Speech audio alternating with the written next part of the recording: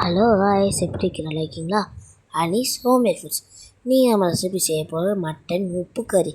அதுக்கு தேவையான இன்க்ரீடியன்ட் பார்க்கலாம் வாங்க. ஃபஸ்ட்டு மட்டன் உப்பு கறிக்கு மட்டன் தான் தேவை.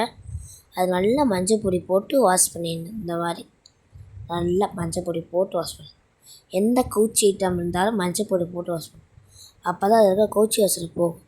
அதுக்கு தேவையான பொருட்கள் இன்னும் கொஞ்சம் தேவையான பொருட்கள் பார்க்கலாம் வாங்க. சோம்பு, பட்டாத்தூள்,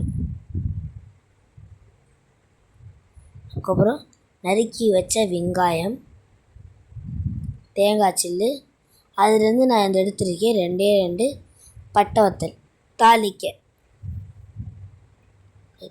ஓகேவா?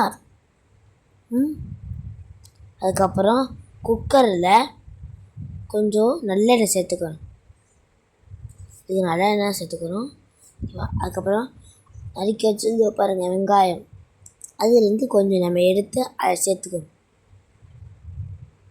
சேர்த்ததுக்கப்புறம் வச்சுருந்த உப்பு கறி வாஷ் பண்ணி மஞ்சள் பொடி போட்டு அதையும் சேர்த்துட்டு உப்பு சேர்த்துட்டு என்னன்னா கிளறணும். இந்த மாதிரி கிளறணும். இந்த மாதிரி தண்ணி இருக்குது பார்த்தீங்கன்னா, இந்த தண்ணி கொஞ்சம் நல்லா வற்றணும். ஓகேவா? தண்ணி நல்லா வற்றணும். அப்போ தான் அதோடைய டேஸ்ட் நல்லாயிருக்கும். அதுக்கப்புறம் தேங்காய் சீ சேர்க்கணும். இதுக்கு தண்ணி வற்றினா மட்டும்தான் அதோடைய பச்சை வாசனைலாம் அந்த தண்ணியிலே இருக்கும். தண்ணி ஃபுல்லாக எவாப்ரேட் ஆகும்போது அதோட பச்சை வாசனை ஃபுல்லாக போயிடும். அது காற்றும். அதுக்கப்புறம் தண்ணி ஊற்றிருப்பாரு. இதை போட்டு கொஞ்சம் நேரம் பாயில் பண்ணணும். இதையும் வற்ற வைக்கணும், பச்சை வாசனை போட வைக்கணும். இந்த மாதிரி பாயில் ஆனதுக்கப்புறம் குக்கரில் விசில் வைக்கணும். நீங்கள் எவ்வளோக்கு வேணால் சொல்லுங்கள், ஆனால் அந்த கறி வெந்துடணும். இல்லை அந்த கறி ஓகேவா? அதுவும் கடாயில் கொஞ்சம் எண்ணெய் ஊற்றிட்டு வச்சுட்டு தாளிக்க 2 பட்டை வத்தல் சேர்த்துக்கணும். வச்சுட்டு பாருங்க வெங்காயம் அது ஃபுல்லாத்தையும் சேர்த்துக்கணும். ஏன்னா இதுக்கு வெங்காயம் தான் மெயின்.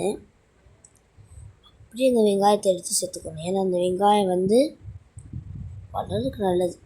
சின்ன வெங்காயம் தான், பெரிய வெங்காயம் கிடையாது, சின்ன வெங்காயம். இதுக்கு நிறைய தேவை உப்பு கறிக்கு. ஓகேவா? தாளிக்கணும். நீங்கள் அந்த கோல்டன் ப்ரௌன் தான் வர தேவையே இல்லை. இந்த மாதிரி கன்சிஸ்டன்ட் வரும்போது நீங்கள் வச்சுருந்தா பாருங்கள் சோம்பும் பட்டை வத்தலும் அதை நம்ம நுணுக்கி இந்த மாதிரி பொடியை சேர்த்துக்கணும். இதோடைய இன்க்ரீடியண்ட், சீக்ரெட் இன்க்ரீடியண்ட்டு இதான்.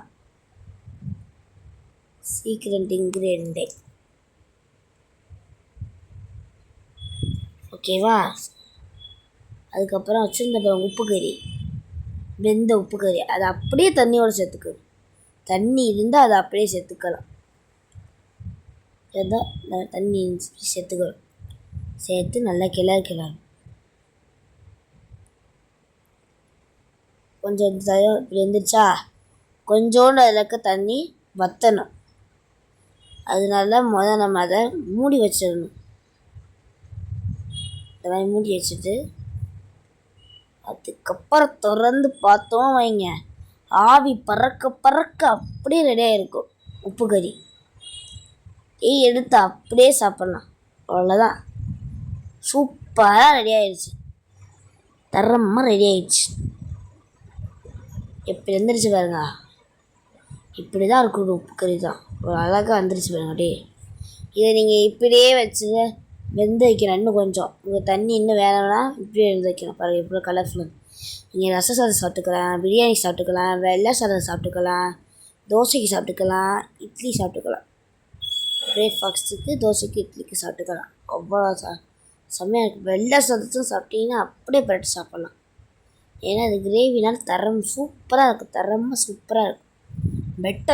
சூப்பரான பெட்டர். சரி, ஓகே காய்ஸ், நம்ம அடுத்த வீடியோவில் பார்க்கலாம். அனீஸ் ஹோம்மேட் ஃபுட்ஸ் லைக் பண்ணுங்கள், ஷேர் பண்ணுங்கள், சப்ஸ்கிரைப் பண்ணுங்கள். பாய். Anees homemade foods.